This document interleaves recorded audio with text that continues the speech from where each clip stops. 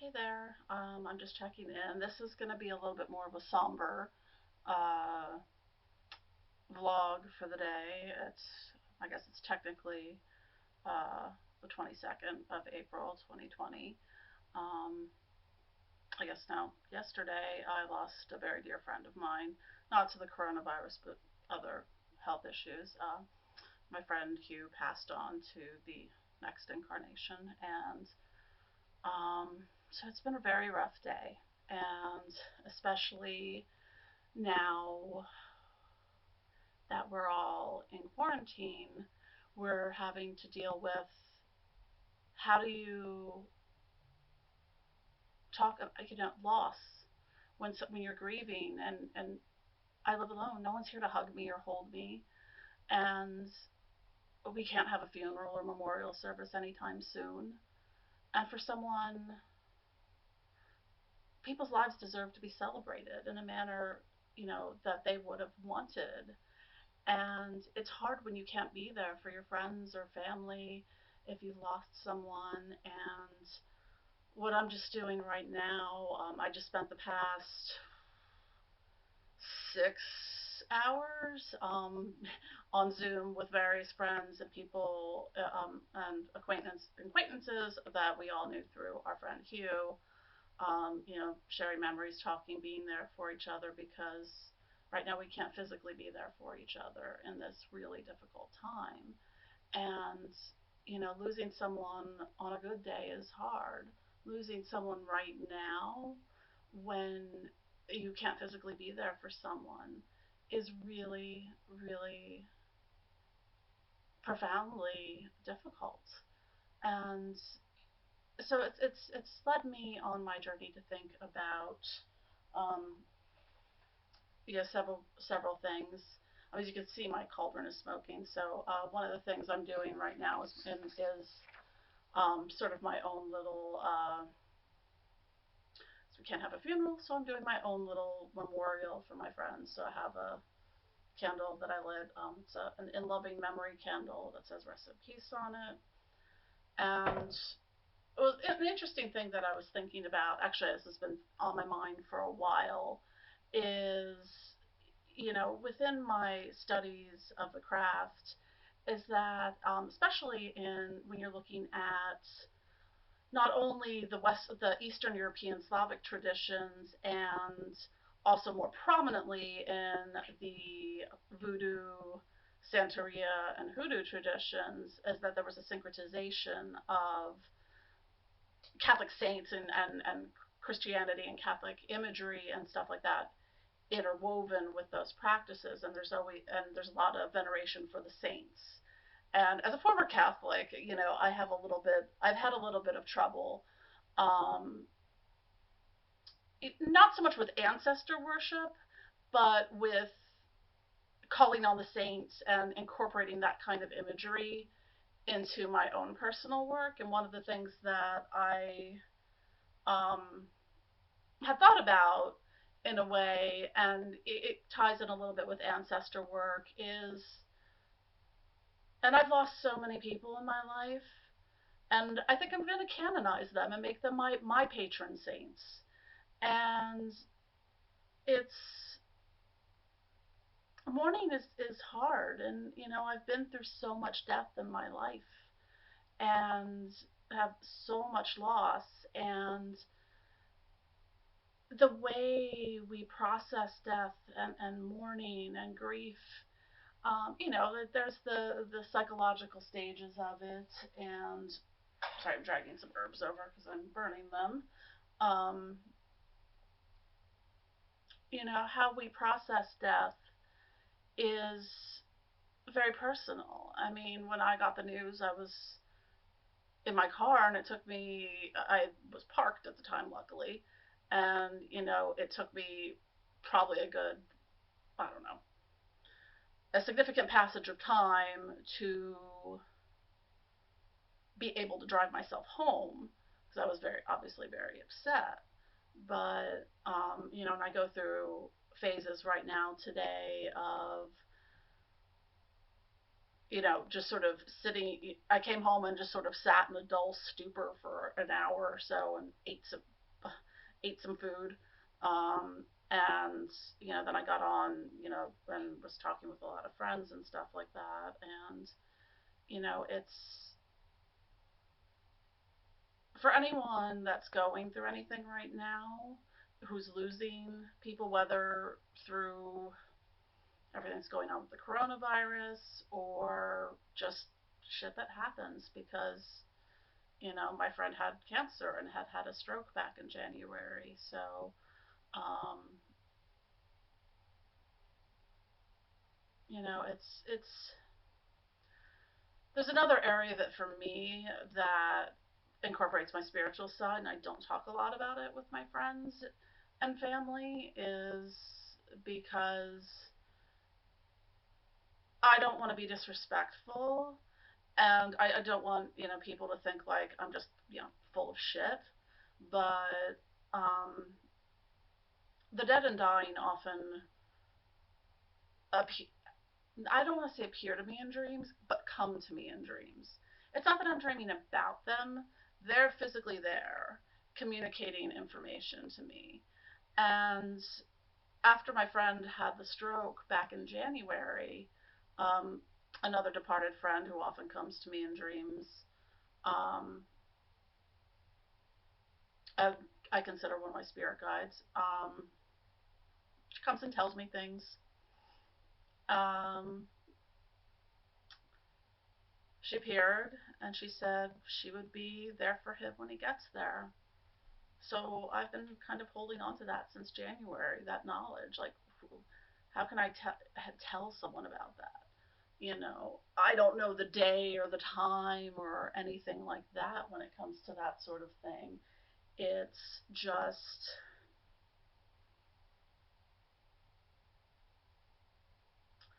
and other people appear to me in dreams.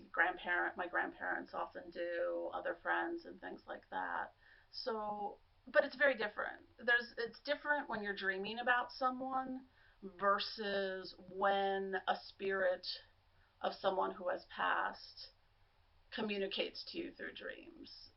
And unless you've experienced that, it's very hard to explain in a concrete way that makes it not sound like you're like just talking out your ass or into like some weird new age woo woo shit that woo woo cray cray, as it were. So I'm actually just grabbing some herbs to put in my cauldron. So I lit some in, charcoal discs. So what I did is I picked out a selection of herbs for honoring the dead for different reasons. Um, so they smell varies, right? Normally, I would combine this into some sort of like incense blend with a binding agent, but I'm just burning some herbs.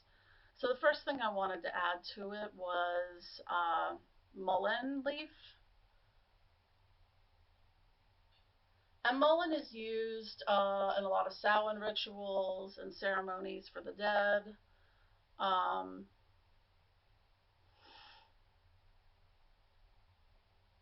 and it's sort of cleansing in a way. So I'm honoring my friend by and in this ceremony by burning some mullein leaves. And there's a lot of other herbs and stuff. I just kind of grabbed what I had. I had what intuitively felt like I needed right now. And the next I'm gonna put on is some peppermint, although any other kind of mint would be good too. I just grabbed peppermint instead of spearmint, although I like burning spearmint more. And mint is more for your own personal healing after suffering a loss such as a death. And it has a beautiful fragrant smoke. Um, but this is how I honor my friends and how I cope with my grief and my mourning. And I'm gonna put a little bit of mint on my candle, so I always like adding some herbs to my candles and oils as well. Um, But so this is just sorry. This is a little bit more of a downer video, but it's important to talk about death, and it's something that for me has been a profound influence on my life. Um,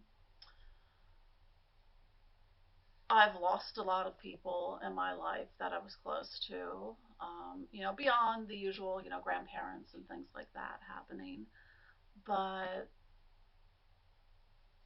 it's,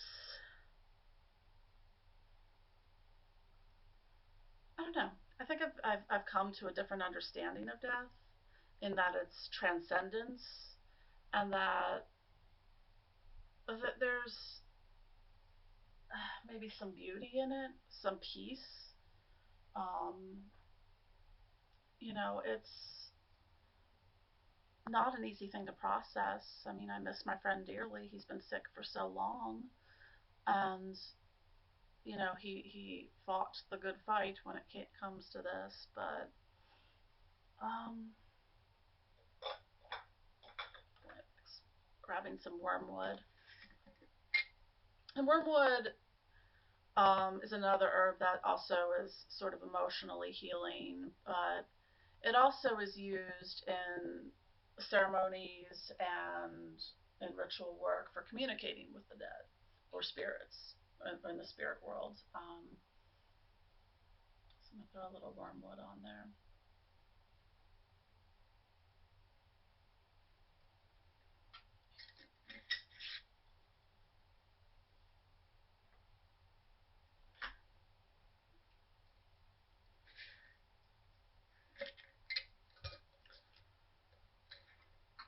So the next I want to add, and this one all around is one of my favorite herbs. Sorry, I have a couple notes in front of me because it's been a long day and I'm a little bit drained. But I brought some patchouli leaf, and this is also something that's involved in spirit communication, has associations with honoring the dead as well. And it's just a beautiful, beautiful fragrance smell. And as I gaze into my cauldron and watch the smoke dance, thinking about the fragility of life and how things change, and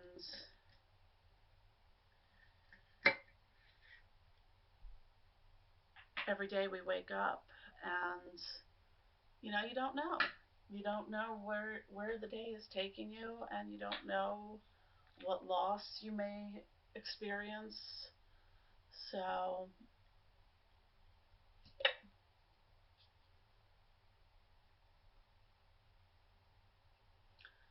the next one I'm adding is spikenard.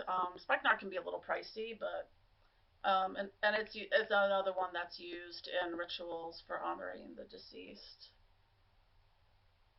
Um, so I'm not going to use too much of it, but so this is one of the ways I use my practice and my spirituality as part of how I take care of myself in a time like this when I am sad, I'm mourning, I'm alone, I'm feeling grief, and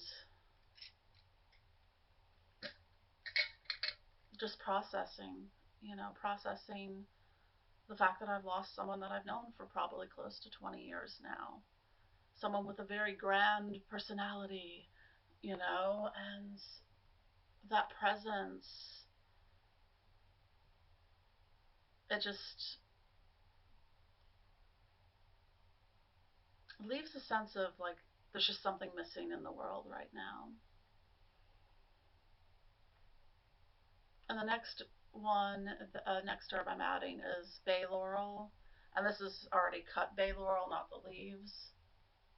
And this is another one that's good for like spiritual and emotional healing. I use full bay leaves a lot in wish spells and things of that nature.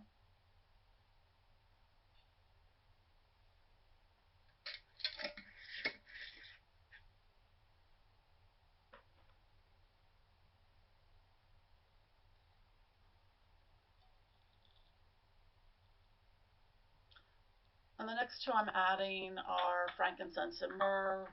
Should probably try to put one at a time. Which have long been associated with various kinds of ceremonies, whether it be healing or rituals for the dead, obviously used in churchy things. Um,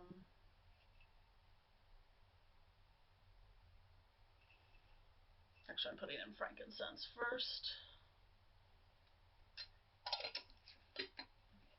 And frankincense was used to aid spirits in finding their way to the light and to the other side.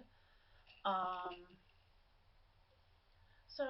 it's interesting how we've developed these relationships with these sacred plants and herbs and how they have these healing properties and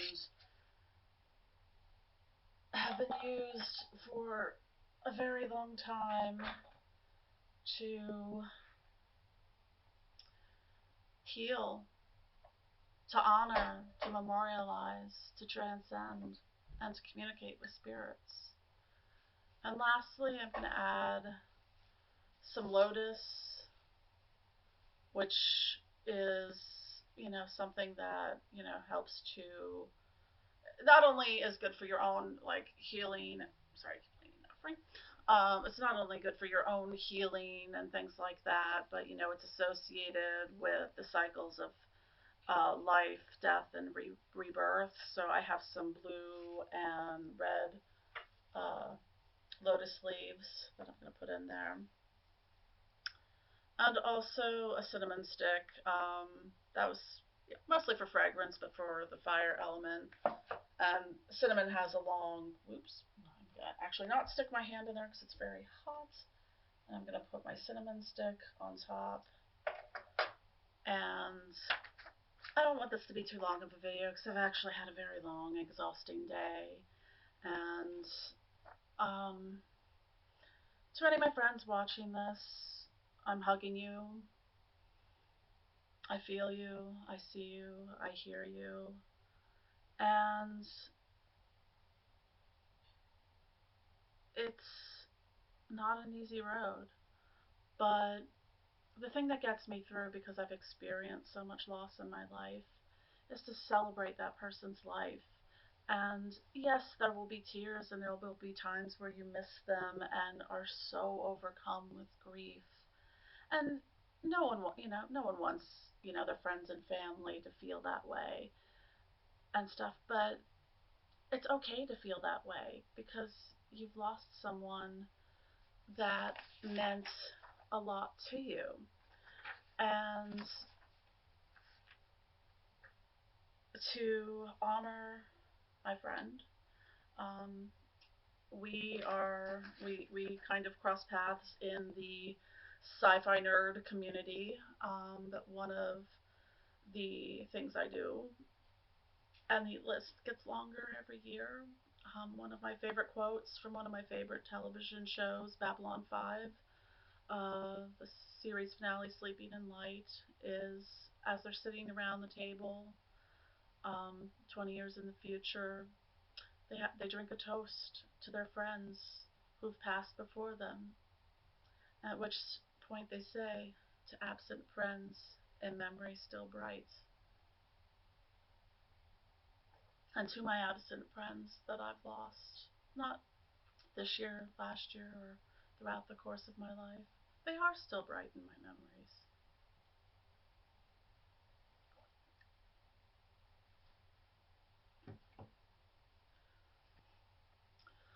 So I want to end with a quote from said favorite television show, Babylon 5, from the character Lorianne.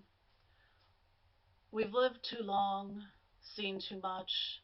To live on as we have is to leave behind joy, love, and companionship because we know it to be transitory.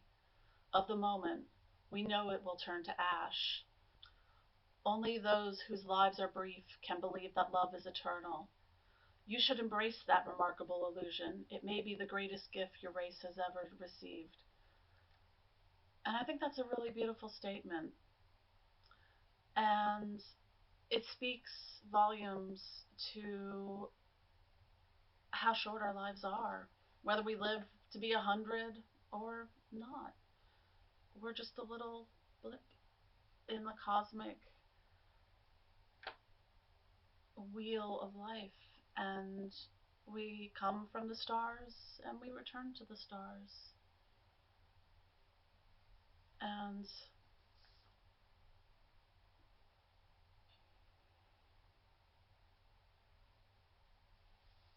I miss my friends.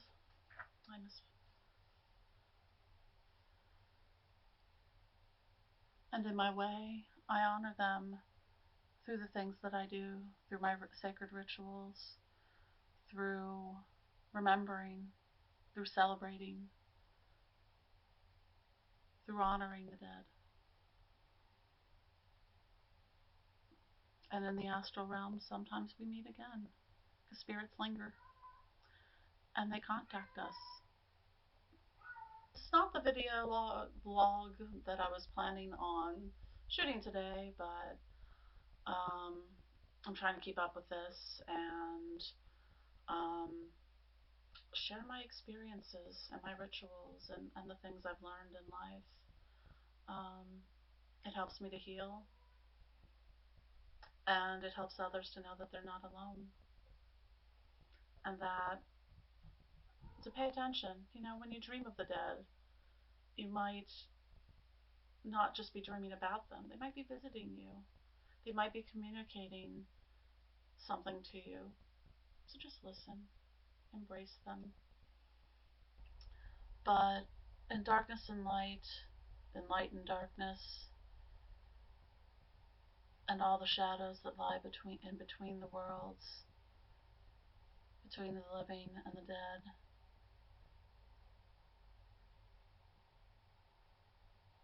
this is where we meet, and this is where we part.